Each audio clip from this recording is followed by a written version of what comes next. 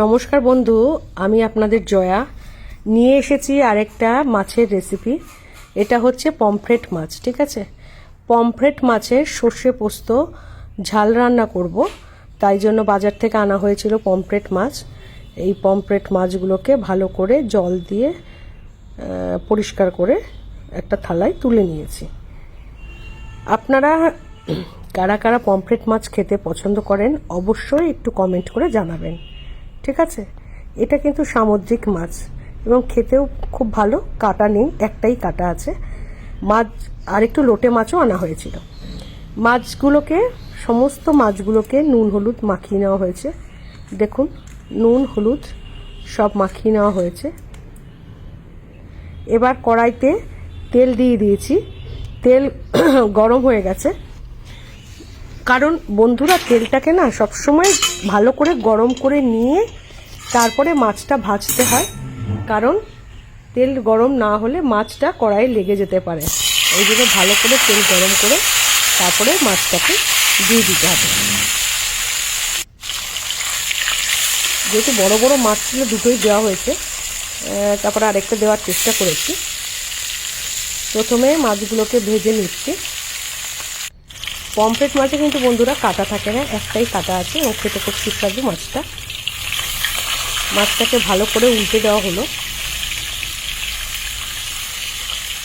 খুবই বড় সাইজ ছিল মাছগুলো।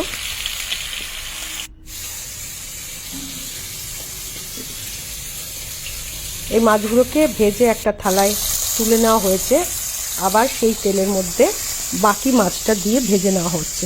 আর এখানে আমি একটা পেস্ট রেডি করে নিয়েছি মিক্সিং জারে। এখানে 3 চামচ আমি পোস্ত আর 2 চামচ সর্ষে, নুন আর 5-6টা কাঁচা লঙ্কা তাই দিয়ে মিক্সিং জারে পেস্ট করে রেখেছিলাম। এবার এই পেস্টের মধ্যে একটুখানি হলুদ দিয়ে দিয়েছি, আগে থেকে একটু নুন দেওয়া ছিল, আর জল দিয়ে একটা গোলা তৈরি করে নিচ্ছি গ্রেভির জন্য। আর ভালো করে এই মিশ্রণটাকে একটা চামচের সাথে নাড়িয়ে দিচ্ছি। মাছ ভাজা হয়ে যাওয়ার পরে সেই তেলেই আমি একটা শুকনো লঙ্কা আর একটু কালো জিরে ফোড়ন দিয়ে দিচ্ছি। শুকনো লঙ্কা কালো জিরে ফোড়ন দেওয়ার পরে একটু নাড়িয়ে দিচ্ছি, কারণ শুকনো লঙ্কার ইটসেলফ একটা গন্ধ আছে আর কালো জিরের একটা গন্ধ আছে। এবার ভাজা পমফ্রেট মাছগুলোকে ওই তেলের উপর দিয়ে দিলাম। এবার ওই সর্ষে পোস্ত কাঁচা লঙ্কার পেস্টটা এই মাছের মধ্যে দিয়ে দিলাম, দিয়ে ভালো করে খুন্তির সাহায্যে নাড়িয়ে নিচ্ছি। যেহেতু আমার মাছটা বেশি আর আমার সেই জন্য জলের পরিমাণটাও আমি একটু বাড়িয়ে দিলাম। ঠিক আছে, এবার এটাকে না বেশ, আমার মনে হচ্ছে আরেকটু জল লাগবে, আর একটু জলও দিয়ে দিলাম। এবার এই ঝোলটাকে বেশ খানিকক্ষণ ফুটতে দিতে হবে। সুন্দর করে দিয়েছে না সোনা। আর এখানে একটু স্বাদ টেস্ট করার পরে মনে হচ্ছিল যে নুন একটু কম, তাই জন্য 1/2 চামচ নুন আবার দিয়ে দিয়েছিলাম। এবার এই ঝোলটাকে ফুটতে দিতে হবে। দেখুন, ঝোলটা টকবক করে ফুটছে। আর উপর থেকে না আমি 3-4টে একটু কাঁচা লঙ্কা একটু চিড়ে দিয়েছিলাম, হাফ করে চিড়ে দিয়েছিলাম। আর 1 মুঠো ধনেপাতা কুচিয়ে রেখেছিলাম, সেই ধনেপাতাটাও উপর দিয়ে ছড়িয়ে দিলাম।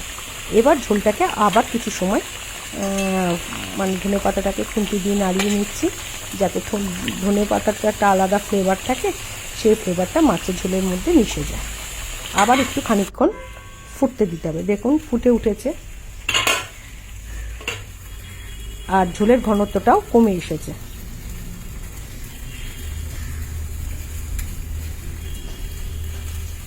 এই অবস্থায় একটু কাঁচা সর্ষের তেল দিয়ে দিয়েছিলাম।